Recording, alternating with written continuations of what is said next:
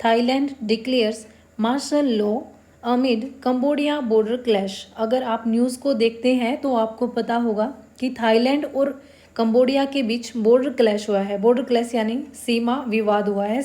इसी बीच में जो थाईलैंड है वो डिक्लेयर्स करता है यानी घोषणा करता है मार्शल लॉ की। अब ये मार्शल लॉ क्या होता है? ये एक आपातकालीन कानून है। जब हालात बहुत तनावपूर्ण या खतरनाक हो जाते हैं तब ऐसे में सरकार जो है सेना को पूरे इलाके में कानून व्यवस्था बनाए रखने की जिम्मेवारी देती है। इसी को मार्शल लॉ बोलते हैं और इसी की अभी थाईलैंड ने घोषणा की है। और amid Cambodia border clash, Cambodia border clash यानी कंबोडिया से जो विवाद चल रहा है उसी के बीच में, अमिड का मतलब होता है बीच में। Pakistan Bangladesh agree on visa free officials entry, यानी कि पाकिस्तान और बांग्लादेश अग्री ऑन यानी सहमत हो गई। एग्री मीन होता है सहमत हो जाना, ऑन यानी किसी मुद्दे पर किसी बात पर। Agree on visa free, visa free का मतलब होता है बिना वीज़ा के। ऑफिशियल्स, ऑफिशियल्स मीन होता है जो सरकारी अधिकारी होते हैं। एंट्री, एंट्री मीन प्रवेश।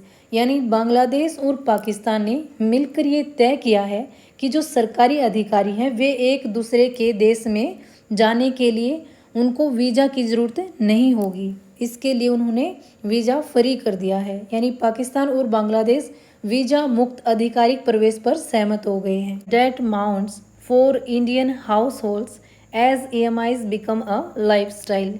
डेट का मतलब होता है ऋण या फिर कर्जा। माउंट्स मीन बढ़ता जा रहा है। फॉर इंडियन हाउस होल्ड्स भारतीय परिवारों के लिए। As EMI become a lifestyle, जैसे ही EMI एक लाइफस्टाइल का हिस्सा बन चुकी है वैसे वैसे भारतीय परिवारों के लिए जो कर्जा जो है बढ़ता जा रहा है। EMI का मतलब होता है जो चीज़ हम किस्तों में लेते हैं, और आजकल हर चीज़ EMI पे ही ली जा रही है, मोबाइल हो, बाइक हो या घर हो। यानी यह सेंटेंस कह रहा है, ये हेडलाइन कह रही है EMI अब जीवन का हिस्सा बन चुकी है और उसी के साथ परिवारों का कर्जा भी बढ़ता जा रहा है। बिहाइंड द सीन देखना पड़ेगा, यानी थोड़ा सा इसके बारे में जानना होगा।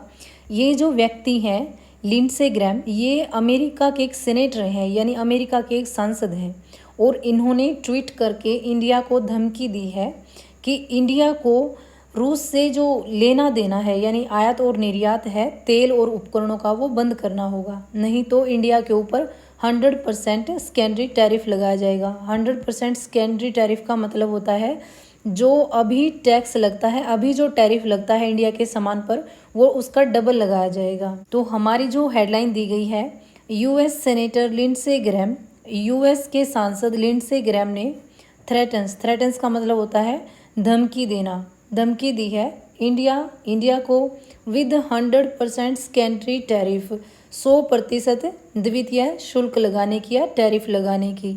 US सेनेटर लिंडसे ग्रैम ने इंडिया को 100% सेकेंडरी टैरिफ्स लगाने की धमकी दी है।